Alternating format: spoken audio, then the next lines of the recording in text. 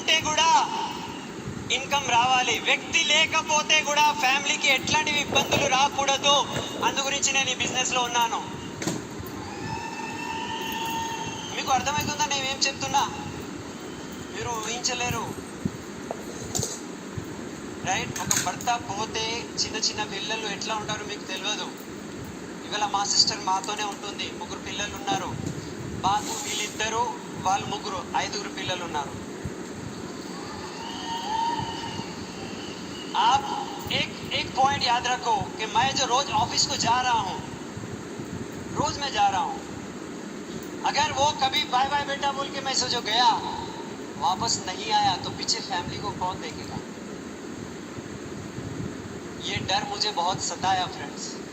ఈ భయం నాకు చాలా చాలా చాలా నేను చాలా డిస్టర్బ్ అయినా దీని గురించి. అండ్ అప్పుడే మా అప్లైన్